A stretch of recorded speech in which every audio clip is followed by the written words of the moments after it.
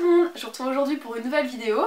Donc comme je vous l'ai dit dans ma vidéo précédente ou ma vidéo suivante, puisqu'en fait je suis en train de filmer plusieurs vidéos à la suite parce que j'ai un gros problème d'informatique et du coup je suis obligée de prendre de l'avance dans mes vidéos. Donc aujourd'hui en fait je vais vous faire un sujet tabou. Je sais, ça faisait très longtemps que j'avais pas fait un sujet tabou et vous êtes nombreux et nombreuses à m'en réclamer parce que vous aimez bien ce style de vidéo. Et à contrario, il y a quand même quelques personnes qui ont horreur de mes sujets tabous parce qu'ils trouvent que justement c'est un sujet tabou donc il faut pas en parler, que ça ne regarde, ce sont des sujets intimes qui ne regardent que chacun. Et je trouve que justement c'est mauvais de garder un sujet intime tabou parce que le problème de ça c'est que finalement on a un problème, on n'en parle à personne, personne ne parle de ce problème à personne et on croit qu'on est tout seul à souffrir d'un mal-être physique ou psychologique ou qu'importe, un sujet tabou en tout cas, et donc ben voilà, on se renferme sur soi, on croit que notre problème est insolvable et on reste avec ça toute sa vie et à croire qu'on est tout seul à avoir ce problème. Donc moi je dis non au tabou. Et voilà, si vous avez encore un sujet tabou d'ailleurs que vous voulez que j'aborde dans une prochaine vidéo, n'hésitez pas à me le dire en barre de commentaires. Si c'est quelque chose que je connais, si c'est un sujet que je maîtrise, j'hésiterai vraiment pas à vous en parler.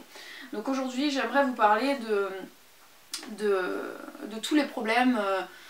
C'est souvent féminin mais il y a aussi des hommes qui souffrent de ça. Donc moi je parle des mycoses à répétition. Donc concernant les femmes, les mycoses, que ce soit des mycoses vaginales, des mycoses, comment dire, aux ongles, les mycoses à la bouche aussi, il y en a qui ont des mycoses à la bouche.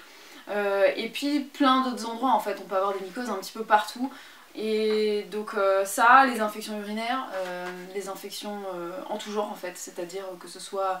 Là je parle essentiellement, comme je parle essentiellement des femmes ici, je parle de toutes les infections qu'on peut avoir au niveau... les infections sexuelles en fait. Enfin, ce ne sont pas des infections sexuellement transmissibles, mais toutes les infections qu'on peut avoir, les infections urinaires, les infections vaginales, les infections à la vulve, ce qu'on appelle les vulvites, voilà, toutes ces choses-là. Et il y a d'autres symptômes aussi, les migraines, ça n'a rien à voir, hein, vous allez me dire, hein. Migraines, les douleurs abdominales, les constipations chroniques, diarrhée chronique, les vertiges, les malaises, voilà, bon, j'en passe, il y en a vraiment énormément. En tout cas, pourquoi je vous parle de ça aujourd'hui? Ça fait... Si vous suivez mes vidéos depuis un moment, que vous avez déjà regardé mes sujets tabous précédents, je vous avais déjà parlé des mycoses à répétition, puisqu'en fait j'en ai souffert pendant des années. Il y a de ça a commencé, je crois, je devais avoir 17 ans à peu près. Ouais, 17-18 ans. Ou 18 ans, puisque j'ai commencé à prendre la pilule et tous mes problèmes ont commencé à partir de là. Et j'ai eu, justement, je fais des infections vaginales à répétition, que je croyais que c'était des... Enfin, mes médecins, mon propre gynéco à l'époque, croyait que c'était des mycoses alors qu'il faisait aucun prélèvement. Et en fait, je n'avais pas de mycose, du coup, il me donnait des ovules, des antifongiques et tout ça. Ce qui m'a complètement détruit la flore, alors que, voilà, j'avais pas besoin de tout ça. C'était simplement des irritations, c'était de la sécheresse due à tous ces médicaments. Bref, il m'a complètement déglinguée. Et j'ai continué à avoir des problèmes. J'ai résolu mon problème de sécheresse vaginale, je vous en ai parlé dans une précédente vidéo sujet tabou, je vous mettrai le lien dans la barre d'infos si vous ne l'avez pas encore vu. Et pour tous mes problèmes de mycose, à chaque fois que j'ai pu avoir une mycose, je savais les traiter de manière naturelle. Je vous mets également le lien dans la barre d'infos vers la vidéo où je vous parlais de toutes mes petites astuces pour ça.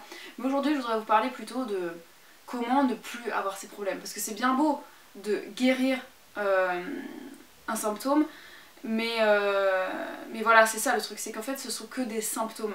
La maladie principale, ce n'est pas d'avoir une infection, enfin en tout cas dans mon cas, c'était pas d'avoir une infection vaginale, c'était pas d'avoir une infection urinaire, c'était pas d'avoir des maux de tête ou des maux de ventre, tout ça c'était que des symptômes en fait d'une même maladie, d'un même problème. Et j'ai fait énormément de recherches là-dessus et j'ai découvert qu'en fait je souffrais de candidose.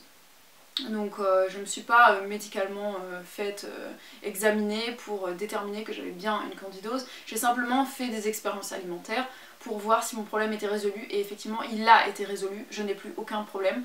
Donc c'est effectivement que je souffrais bien de ça. Donc je vais vous en parler un petit peu sans rentrer dans des termes trop médicaux parce que c'est pas du tout le sujet de la vidéo, c'est juste pour vous expliquer un petit peu qu'est-ce que c'est que la candidose. Donc la candidose, c'est quand on a une démultiplication de la bactérie du Candida albicans qui se trouve naturellement dans notre organisme, surtout dans les intestins, c'est notre flore intestinale en fait, hein. Le Candida albicans est une bactérie naturelle dans le corps.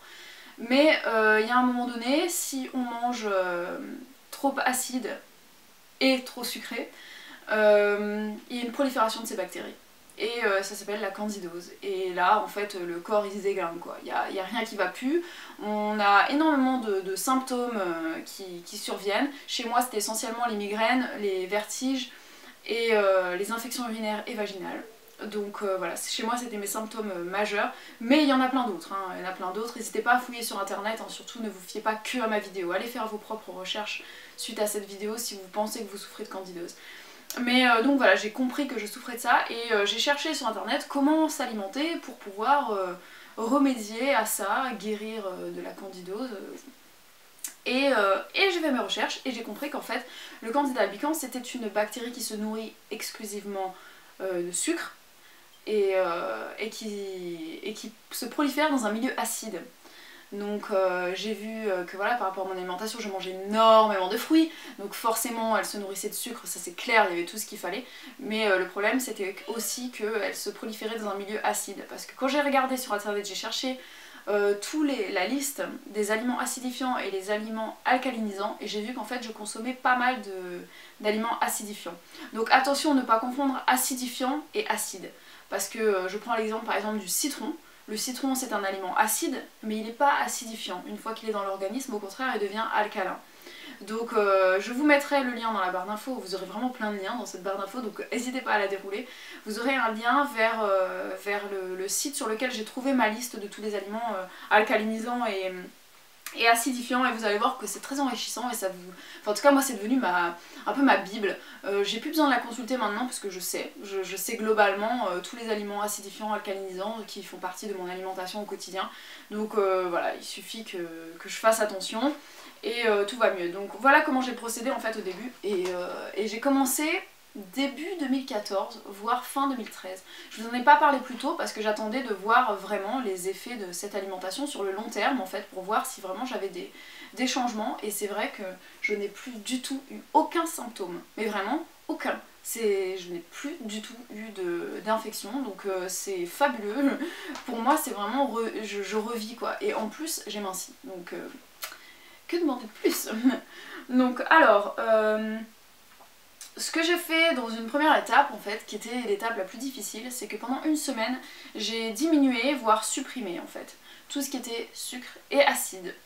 Donc pas de fruits pendant une semaine, c'est ce que j'ai fait en tout cas, pour arrêter de nourrir mon Candida albicans. Pendant une semaine j'ai fait ça, pas de fruits du tout, pas de sucre. C'était déjà assez dur, surtout pour moi qui adore les fruits.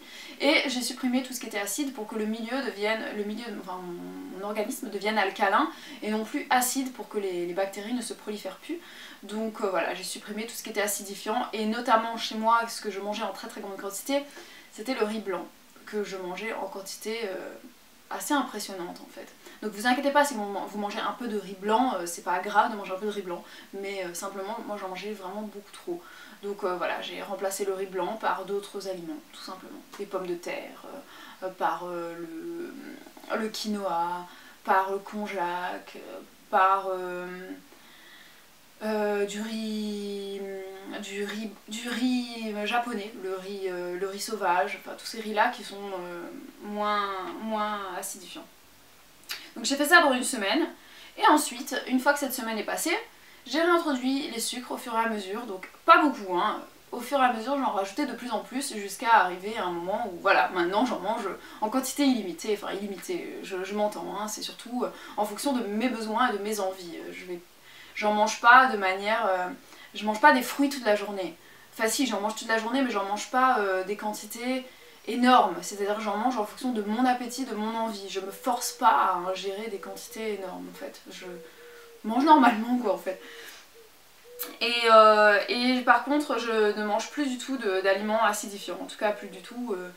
Pas plus du tout, mais voilà, j'en mange quasiment jamais. Et quand j'en mange, je contrebalance toujours avec des aliments alcalinisants, pour que justement ce soit pas trop acidifiant, pour avoir cet équilibre acido-basique dans mon organisme. Donc je sais que ça paraît compliqué comme ça, mais vous inquiétez pas, une fois que vous aurez la liste sous vos yeux de tous les aliments acidifiants et alcalinisants, vous allez mieux comprendre tous les aliments qu'il faut manger au maximum. Je prends l'exemple de mon petit déjeuner. Au petit déjeuner, je prends des flocons d'avoine parce que c'est plein de protéines et parce que c'est hyper alcalin. Donc voilà, pour moi, ça me convient très très bien, c'est alcalinisant. Donc je prends des flocons d'avoine, de la banane c'est alcalinisant. Je rajoute de la cannelle, c'est alcalinisant aussi. Et je mets toujours une matière grasse, donc soit de l'huile de coco, parce que j'aime bien, mais quand j'ai envie de mettre du beurre de cacahuète, je mets aussi du beurre de cacahuète. Par contre, enfin le beurre de cacahuète, la purée de cacahuète. Mais la purée de cacahuète, c'est acidifiant. Mais c'est pas grave, parce que à côté de ça, j'ai de la cannelle, de la banane, des flocons d'avoine, qui sont très alcalins, du coup ça contrebalance bien. Donc voilà un petit peu comment je fonctionne au niveau de cette alimentation alcaline en fait, alcalinisante en tout cas. Donc si vous avez des questions par rapport à ça, n'hésitez pas à me les poser, que ce soit dans la barre de commentaires ou par message privé. Sur Facebook, je préfère, je trouve que c'est plus facile de communiquer via Facebook que via YouTube.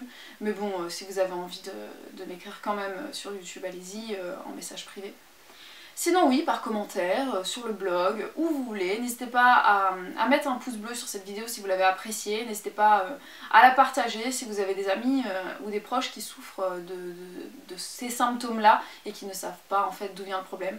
Et n'oubliez pas que voilà, vous aurez beau guérir un symptôme, si vous guérissez pas la cause même de ce symptôme, en fait, le symptôme reviendra toujours. Donc il faut prendre le problème par la racine et peut-être que vous souffrez de candidose, je sais pas. N'hésitez pas en tout cas à tester au niveau de l'alimentation, ça vous coûte rien, c'est pas du tout quelque chose de médical en fait. Enfin, vous n'allez pas prendre des médicaments, vous allez juste faire attention à ce que vous mangez. Donc je vous fais des très gros bisous et je vous retrouve très très vite pour de nouvelles vidéos. Ciao.